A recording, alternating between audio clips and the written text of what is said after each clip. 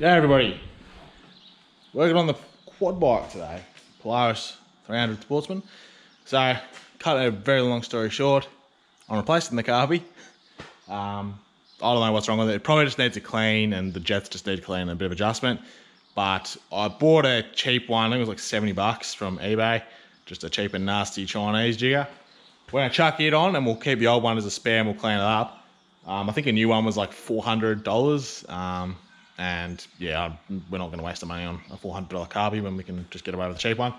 See how it goes. So, I'm going to pull what I need to pull off to get this Carby off, which basically for these bikes is pretty simple.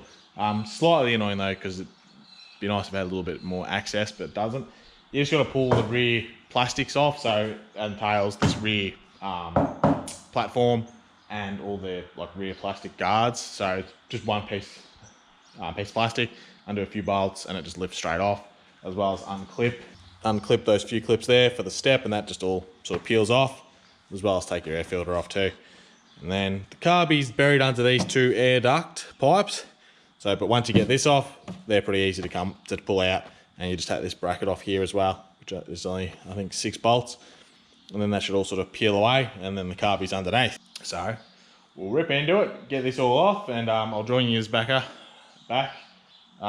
when I've got the Carby sort of in a relatively easy spot to get to.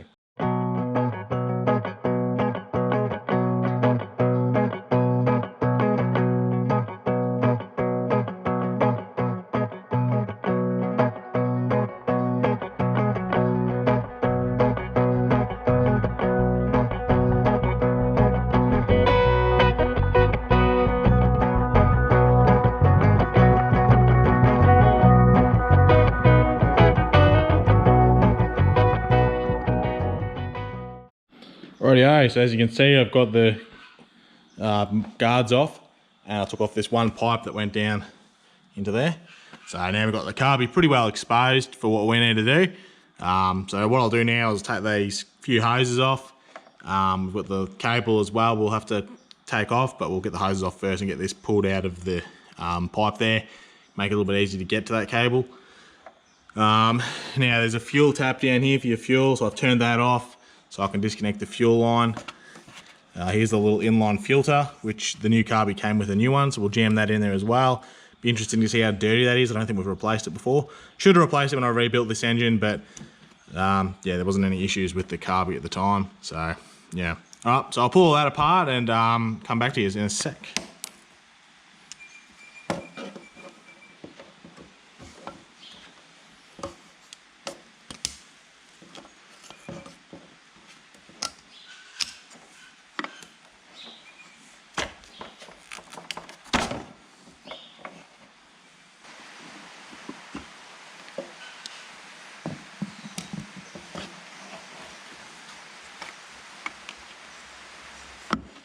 This little hose here doesn't actually connect to anything. It's just like your drain or like leak off pipe for your Carby. So when it overfills, it'll leak out of that. So don't worry if it's not connected or anything. Alright, so once we get to this point here, we'll have to take this little black cover off to get to where the cables go in. So just some 4 Phillips head screws, and then that'll show us where the cable's connected, and we can disconnect that throttle cable. And we also have the choke cable here, which we'll have to pull out as well. I'll have to work out how that actually comes out. I don't know if that just unscrews or what the go is, but we'll find out in a sec. Alright, so I've got the choke cable out. So you got these 2 nuts here, or fittings. You just really only need to undo that one, but I undid this one as well. I wasn't sure how it came apart. But yeah, that one screws into the actual Carby itself. And that, yeah, just goes in there. So that one's out. So now we'll take the throttle cable out of there. Okay, so once you pull that cover off, it just shows you a throttle mechanism in there with the spring. So the cable just runs down, and this is the cable end here, and just runs up around like that. So we'll have to try and flick that out. It's just like any sort of normal like a push bike cable for your brakes, just sort of hooks in there. So if you flick this up, we'll be able to flick that cable out and around. So we'll give that a go.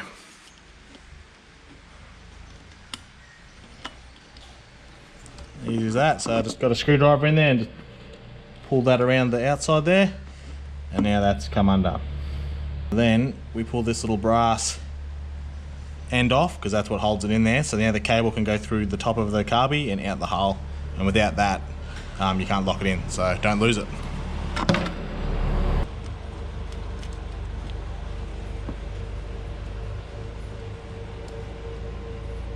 And there we go. That is the carby off. So it's pretty much what it looks like. We'll pull the bowl apart and have a look what it's like in the inside. It's probably a bit dirty. Yeah, so we'll set up this new one and pre-assemble it. Rightio, so here's our new carby. Now, because it's from our Chinese friends, there are slight variations in the way it's been put together, which is sort of annoying, but it's not a big drama. So if we sit these sort of next to each other, yeah, they're sitting pretty much the same. You can see that pipe points that way, that one points that way. On this side, that's just a straight fitting, and it's elbow on that one. So it's a little bit annoying, but we should be able to make it work anyway. It's not a big drama. So anyway, it comes with all jets as well as filter in the cap and whatnot. So I just pulled the bowl off just to make sure that these jets didn't have to be put in, because who knows whether or not they actually done it properly. But they're handy anyway because we can use them on this old one. So yeah, I've pulled them out and just made sure all the jets and everything were assembled right, and it's all good. So we can start putting it back together now on the bike. Alright, so before I put the carby back on, I've just pulled the little inline filter out. Now, I could cut this open and show you, but I reckon you'll be able to tell that it's quite dirty on the inside. So if we look on this side here, it doesn't look too bad. You can sort of see the filter still. Turn it around, you can see it goes real dark in there. So I reckon that's just full of dirt and crap, so it's probably not really helping. So we have a new little one here. I don't know how good it is. Just looks pretty cheap and nasty, but it'll be better than the old one and better than nothing. Okay, so new fuel filter is on.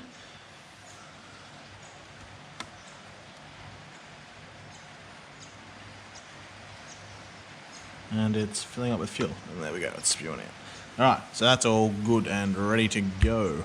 So we can start reassembling the carby, and we'll just do the reverse of what we just done. So we'll put the throttle in, then the choke, put it on, and then pull our hoses back on.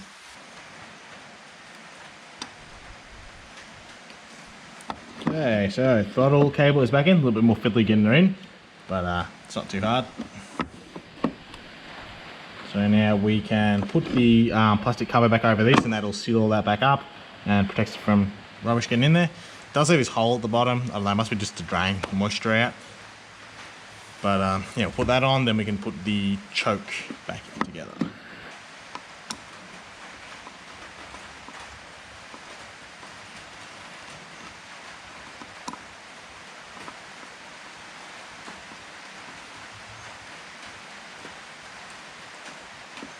Now don't do these screws up too tight because you'll split the plastic cover. They're always pretty weak, these sort of things. So just firm will do.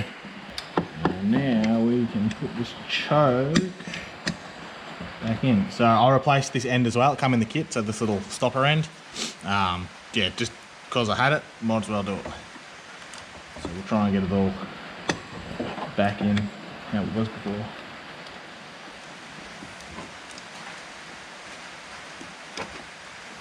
Which might be easier said than done.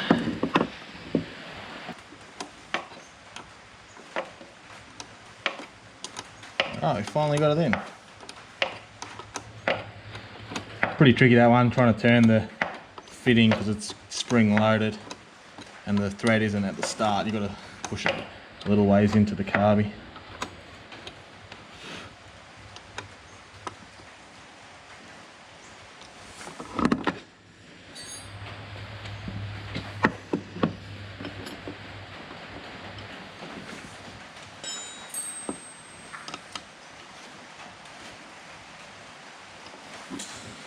Alright, that's that all put back together.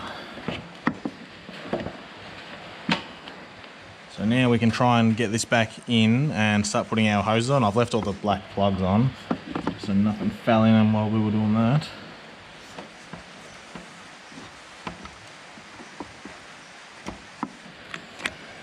So now we can try and see whether or not these hoses are going to fit where they need to.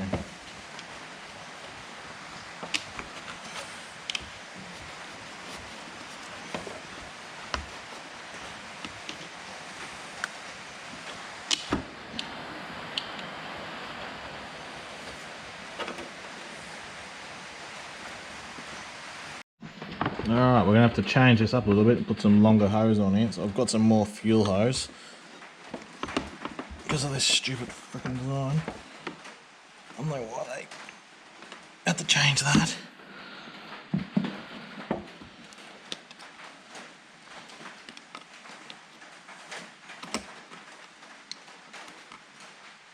Well, it would have been possible to run it through there, but because of the filter's bigger, it'll sit up against the head, like the cylinder, sorry, so I don't want it to rub against there and burn a hole or catch fire or something stupid.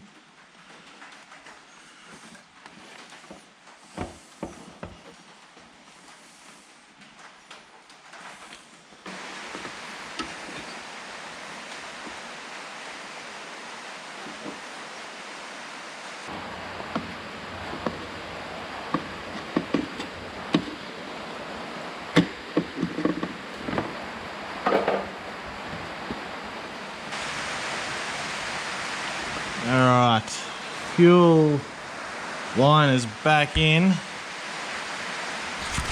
Sort of got it weaving in and around and over the starter motor and back under it. It's not ideal, but it's gonna have to do for now. Just because they've changed that one fitting, it's just sort of buggered the whole thing. So that's what they're doing. Sorry about the rain noise as well. It's a wet day. That's why I'm doing this.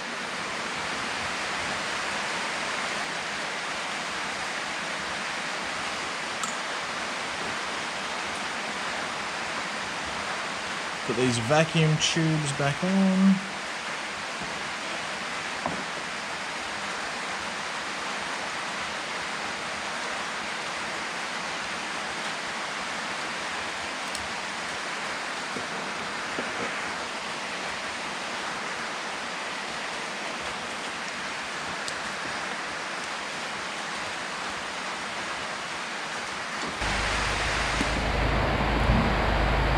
Alrighty, that's all the hoses back on, so now I'll tighten up the clamp that takes it into the cylinder.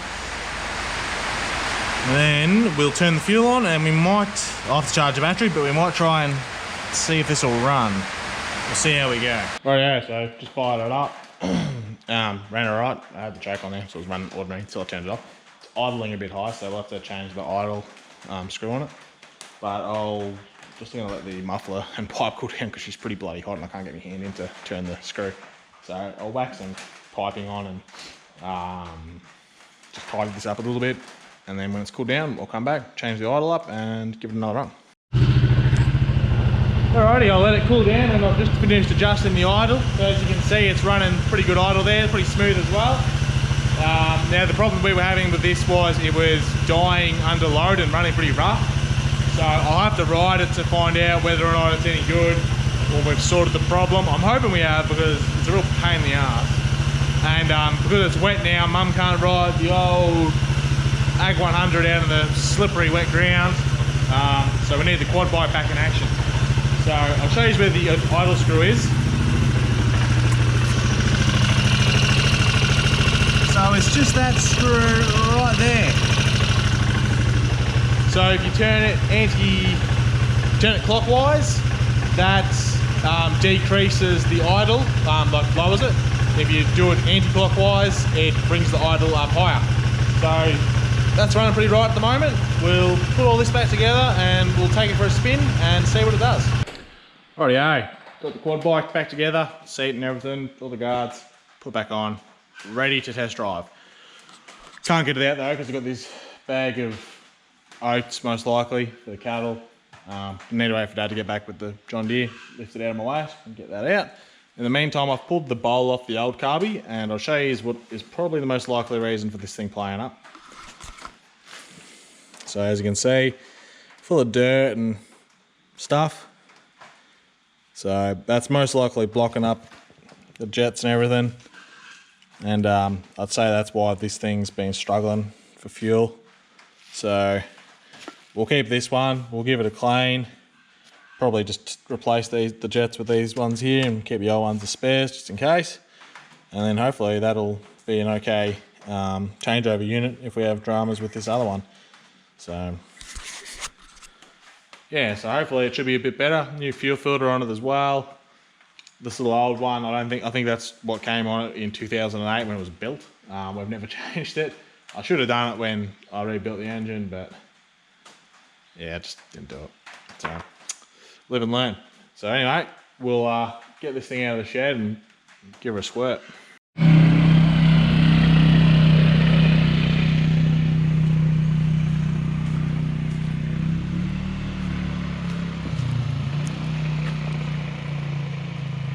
Right, so seems to run alright at low RPM, but once you floor it, just starts dying in the arse, which is what it was doing before. So the issue is still not resolved. Could be timing issue or something else. So, but when I rebuilt it was all timed properly. So I don't know whether that chain might have been worn and it skipped a tooth or something, but don't know.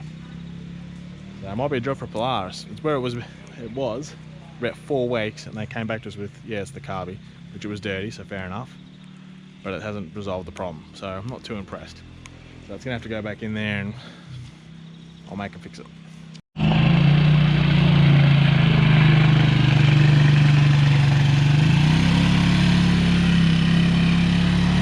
Rightio, so that's us done for the day. So unfortunately it didn't solve the problem, which is annoying, but still got a new Carby on there, which I guess will help with having all that dirt and stuff in the bottom of it. But yeah, it's an interesting one.